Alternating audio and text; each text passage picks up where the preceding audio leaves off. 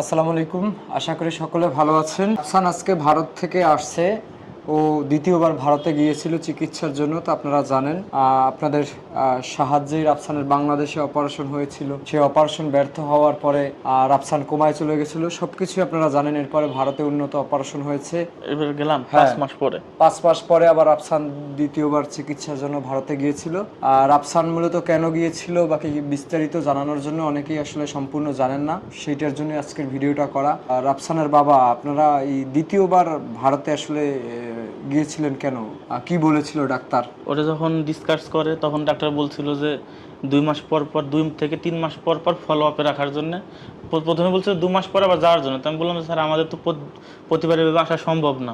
আপনি তো জানেন, আপনি আর দেবী সেটি স্যার তো সবই জানেন যে আমরা কীভাবে ওর চিকিৎসার জন্য আসতে। বলছে ঠিক আছে, তাহলে দেশেই 2 থেকে 3 মাস পর পর ওর চেক আপ ভালো কোনো ডাক্তারের আন্ডারে রিপোর্ট করাবা এবং ওই রিপোর্ট আমাদের অনলাইনে দিবা। তো সেই অনুযায়ী গত মাসে 1 বা 2 তারিখে আমরা স্কয়ার হাসপাতালে ওর রিপোর্ট করালাম। রিপোর্ট করানোর পরে ওই রিপোর্ট এখান থেকে ডাক্তার বললো যে অপারেশন ঠিকঠাক আছে। পরে ওই রিপোর্ট যখন আমি বাসায় যাই হোয়াটসঅ্যাপে তখন ডাক্তারে দেওয়ার 3 দিন পরে ডাক্তারের সেক্রেটারি ফোন করে বলতেছে যে ডাক্তার স্যার ওকে ইমিডিয়েটলি নিয়ে আসতে বলছে, ওর সম্ভবত আবার অপারেশন লাগতে পারে। তো আমি আমি বলছি যে ঢাকা থেকে বললো যে অপারেশন ঠিক আছে, অপারেশন লাগবে না। তা বলছে যে না, ওর বাল্ব একটু ডিফেক্ট আছে, ওটার কারণে ওখানে সেলাই লাগতে পারে, সেলাই করতে গেলেও আবার অপারেশন করতে হতো। তারপর সেই অনুযায়ী তো তারপর ভিতরে আবার ওই কথা বলার পরে মানে রিপোর্ট দেওয়ার যেদিন দিয়েছি তার আগের দিন থেকে রাফসানের আবার জ্বর, 1 সপ্তাহ যাবত জ্বর। ফরিদপুর ডাক্তার দেখাইছি, ডাক্তার অ্যান্টিবায়োটিক দিচ্ছে, ওষুধ দিচ্ছে, অ্যান্টিবায়োটিকেও জ্বর যাইতেছিল না। তার মাঝে মাঝে শ্বাসকষ্ট, 1-2 পর পর শ্বাসকষ্ট, একটু নেবুলাইজার গ্যাস করলে পরে কমে আবার যা তাই।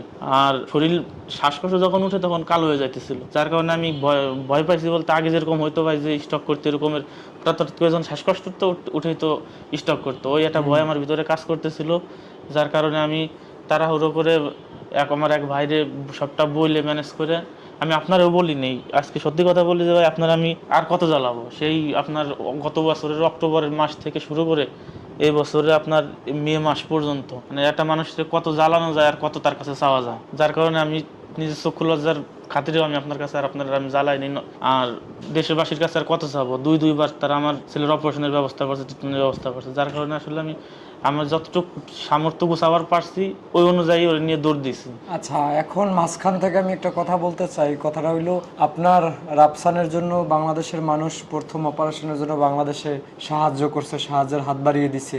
এরপরে ওর অপারেশন যখন ব্যর্থ হয়, কোমায় চলে যায়, আইসিইউতে ছিল, তখনও মানুষ সাহায্য করছে। এবং লাস্ট পর্যন্ত যখন ডাক্তাররা বলে ওরে বাঁচাইতে হলে বিদেশ নিয়ে যাইতে হবে, তখনও কিন্তু সাহায্য করছে। এবং এই যে আপনি হুট করে কিছু না জানাই ভারত যাওয়ার জন্য রওনা দিয়েছেন, আপনার সাথে আমার এয়ারপোর্টে দেখা, এর আগে পরে ওইভাবে কোনো কথা কার্য নাই। বাংলাদেশের মানুষ কিন্তু আপনার সন্তানের জন্য আবার সাহায্যের হাত বাড়িয়ে দিচ্ছে।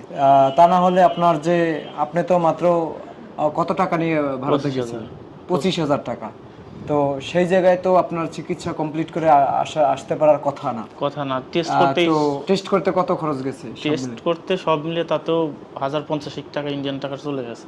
ইন্ডিয়ান টাকায়, তাও বাংলাদেশের টাকা প্রায় 70,000 টাকা। 70,000 টাকা তো কম হোক বেশি হোক, আপনার ছেলের জন্য তো এবারে চিকিৎসা ওইভাবে খরচ মানে বড় একটা অ্যামাউন্ট লাগে না। বিমান ভাড়া সে তো পিয়াস ভাই দিছে, ওর চিকিৎসার জন্য আগেও টাকা দিয়েছিল। তো এরপরে হইলো আপনার যে এই যে টেস্ট করার বাকি ওর চিকিৎসার জন্য যদি আরও খরচ লাগতো, সেটাও আমি মনে করি দেশবাসী হয়তো বা সাহায্যের হাত বাড়িয়ে দিত, হয়তো বা কষ্ট হইতো, কিন্তু দেশবাসীর কাছে বললে ফালাই দিতে এমন না। কারণ দেশবাসীর সাহায্যেই তো আপনার ছেলে চিকিৎসা পেয়েছে, বাকি এখন পর্যন্ত আল্লাহ তাআলা ওরে দেশবাসীর দোয়ায় সাহায্যে ওরে সুস্থ রাখছে। এখন কথা হইলো, ডাক্তাররা লাস্ট পর্যন্ত টেস্ট করার পরে কি বললো? যখন টেস্ট করছে, টেস্ট করার পরে প্রথম দিন যায় তো যে ডাক্তার মেন ডাক্তার তারা তো পায়নি, সে ছুটিতে ছিল। ডিউটি ডাক্তার তার ইনফর্ম করার পর সে ওখান থেকে টেস্ট লিখে দিল অনলাইনে বলে দেওয়ার পরে ওর টেস্টগুলো করানো হলো। পরের দিন ডাক্তারকে দেখালাম, ডাক্তার বললো যে এখন ওর আপাতত অপারেশন লাগতেছে না, ওর আমরা হার্টের যে অপারেশন করছি ওইটা সহি আছে, মানে ওদের বাসায় ঠিক আছে, ভালো আছে, অপারেশন লাগবে না। আমি বললাম যে স্যার তাইলে আমার যে তড়িঘড়ি করে আসতে বললেন, তারপর হচ্ছে আপনার যে হার্টের বাল্ব সামান্য ফেটে গেছে বলে ওইটার কি, তা বলছে ওইটার জন্যই আসতে বলছি। তো তোমাদের বলছে আপনাদের ওখান থেকে যে রিপোর্ট আমাদেরকে পাঠাইছেন ওই রিপোর্টে স্পষ্ট লেখা আছে যে ওর ইমিডিয়েটলি ওখানে অপারেশন আবার লাগবে। আমাদের এখানে স্কোয়ার থেকে যে স্কয়ারে ডাক্তাররা বলছে আপনারা যে এখন অপারেশন লাগবে না, রাফসান ঠিক আছে। ঠিক আছে, তো ভারতে যেও আপনার অপারেশন, ভারতে যে আপনার যে টেস্ট করানোর পরে তারপরে আপনার ডাক্তাররা বললো যে ঠিক আছে, ঠিক আছে, ওষুধ দিছে। ওই বাল্ব ফাটা যে ওই ফাটার ওষুধ দিছে যে ওইটা 1 বছরে 90% চলে আসলে পরবর্তীতে ওইটার আর অপারেশন লাগবে না। আর বাই চান্স যদি 90% ঠিক না হয়, মানে ওই মেডিসিনে কাজ না করে, তাহলে ওর হয়তো আবার ওইখানে সেলাই লাগতে পারে, আবার একটা অপারেশন লাগতে পারে। তবে যে মেডিসিন দিছি এতে আশা করি 90% যে মেডিসিনই ঠিক হয়ে যাবে। তো শেষ পর্যন্ত তো গল্প এটাই দাঁড়াইছে যে স্কয়ার যেভাবে বলছিল, বাকি বাংলাদেশ থেকে আপনি যে রিপোর্ট পাইছেন ওই রিপোর্টই মানে ভারতে যাওয়ার পরে ওই রিপোর্ট হয়েছে নাকি?